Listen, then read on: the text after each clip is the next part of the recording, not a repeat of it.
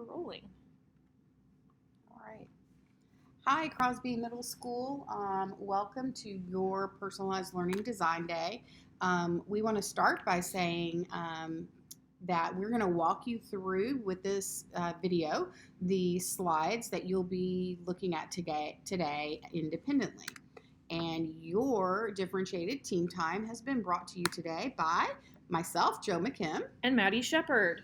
All right. So let's dig into our agenda. We're going to start the day with our introduction, which has probably already happened, and then we're going to give you time to go through this slide deck. The first thing you'll see is the personalized learning rubric check-in, and we'll go through that in a minute.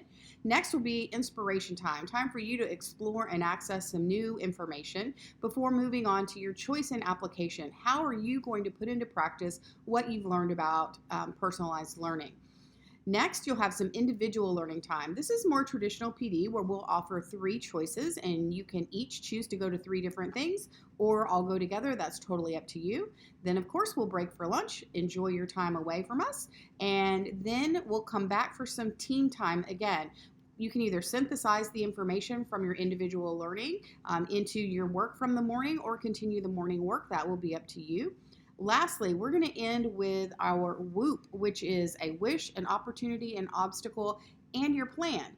And we want you all to share that out. Before we leave today, we will have a demonstration of learning where you share your plans for the future. And lastly, we'll end with some reflection. So let's dig a little deeper. Let's start with the rubric and check-in. Where would you put your team on the core component of flexible learning pathways? Here we have the first 2 of 4 phases as they relate to personalized learning pathways. The first phase is all about variation in learning experiences, and the second phase is all about differentiating your learning objectives to make sure that we're goal setting alongside students to make sure that we're meeting each of their individual needs and allowing for some flexibility in reaching those needs. So as you're going through the slide deck, we want you to pause for a while on this slide. Take a few minutes and really read those descriptors and think about them individually for each person in your team. You may be at different places on these continuums, and then have a conversation. Where would you put your group as a whole, collectively on these continuums? We will be living in phase 1, the varied learning experiences, but we wanted to show you what phase 2 looked like because during our design time today, we're going to be designing for where we are, but scaffolding and looking ahead to where we'd like to be in the continuum. So on the left side of phase 1, varied learning experiences, we've got the beginning and developing areas. And there in the bottom left corner, we've got some indicators, some look-fors that might help you determine which level that you're on. And similarly, on the bottom right side, we've got some indicators and look-fors that you might see in a classroom or with a teacher that's practicing or achieving variation of learning experiences. So after you've done that as self-assessment, we hope you spend some time on this slide really reading those descriptors and seeing if you assessed correctly or if not, where you put yourself now that you've seen those. The next step in our agenda is the inspiration. How are you going to access some new information today? We're going to give you 5 ways to do that. The first being from our touchstone text, How to Personalize Learning, then some examples of learner pathways, a new strategy that you may not have tried, Genius Hour or Passion Projects, how to plan for learning experience playlists, and then last, how can students demonstrate their learning? So first, we've got Chapter 2 from How to Personalize Learning by Barbara Bray and Kathleen McClaskey. Chapter 2 is all about personalizing and offering flexible pathways within your lesson design. And so this is a really foundational piece as you start to think about what these designs might look like. And after you read that and have a chance to annotate and synthesize that, we have some discussion questions for your team to talk about. Next, we have some ways for you to explore personalized learning learner pathways. We have a video from Locust Grove Middle School, which showing how they've used learner pathways. We've given you another example of a learner pathway, 2 additional videos on how to create learner pathways and how to make sure that you're transparent with your information. And then as you look at those videos and look at that example, we want you to discuss as a team how what are the implications for this information, and how might you implement some of what you've explored? Our third piece of inspiration is around Genius Hour and passion projects.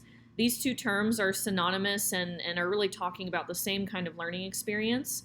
So if we use those interchangeably, know that we're talking about the same thing.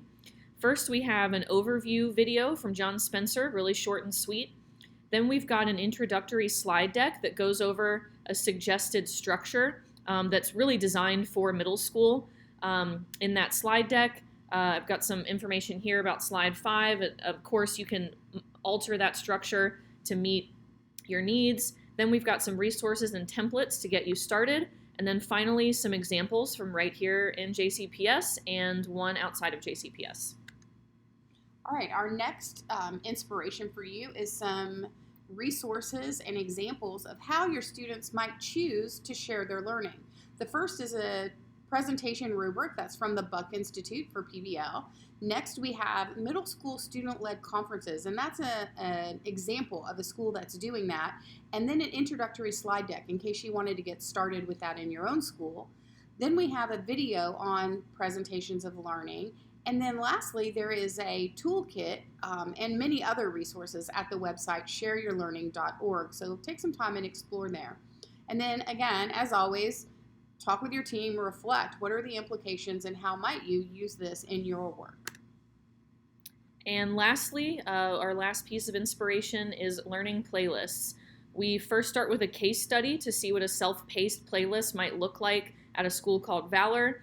We have a sample playlist that's in the form of a Google Doc. We've got some information on how to balance needs of learners with agency and choice.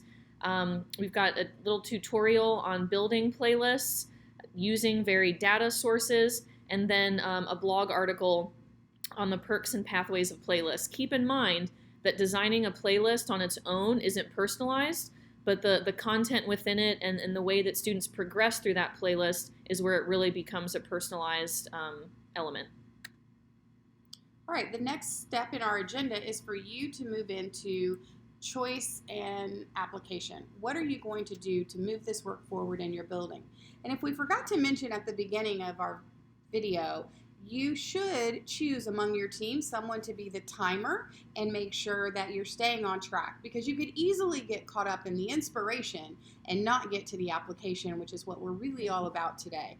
Additionally, you may want to have someone in your team who is designated as a scribe and is taking notes what your team is talking about, so that if you get back to school and you want to think about it again or missed a point that someone made, you can look it up. So for today's application process, we're suggesting 4 different options for you, and you can pick one. The first is to design a proposal to launch student-led conferences at your school, or if not your whole school, perhaps your grade level or your team level. And make sure that you include some sort of implementation plan in that proposal. What would that look like for you?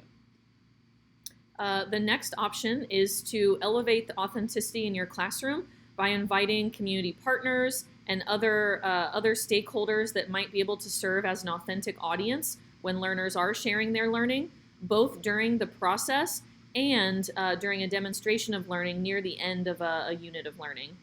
The third option for you guys is to plan and implement a Genius Hour or Passion Project unit. How might you do that as a team or within your classroom? And the last option for implementation is to design a learning playlist for an upcoming unit. Like we mentioned before, keep in mind the playlist itself isn't where we get to the personalization. It's the variation in the content of the playlist and the flexibility that learners might have to move through the playlist in the pace that works best for them. All right, the next step in our day will be those individual learning opportunities, where we'll give you 3 choices and then give you some time after lunch to work on design. Those 3 choices will be working with community partners, PBL, and empowering others to jump in. And again, you can go as a team to 1, or you can split up and go to 3 different ones. It's totally up to you. After lunch, we will give you some team time to talk about how might you take what you learned in that individual learning time and make it a part of what you were talking about before lunch, Or maybe you wouldn't, but this is time for you to continue the work that you started with your team. One of the last things that we'll do to synthesize and kind of wrap up our learning and make sure we've got a plan to move forward is each team will complete a whoop. A whoop consists of 4 parts. First, we've got a wish, then our wish for the best outcome. Thirdly, obstacles that we might anticipate facing and how we might address or preemptively plan around those obstacles. And then lastly is our implementation plan. We'll be sharing our whoops with the group for information and feedback at the end of the day. Right, and how you choose to share that is totally up to you. You can type right into this slide and just share the slide with everyone. You can use chart paper, you can make a skit, you can do whatever you like to demonstrate your learning and your plan moving forward. And that will be what comes next, will be the show and tell of your whoop. And that will bring us to the end of the day where we will have some reflection just before you leave to help us get better helping you. We hope Crosby had a great day today, and if you have any questions, we're here all day. Thanks, guys. Let's get to work.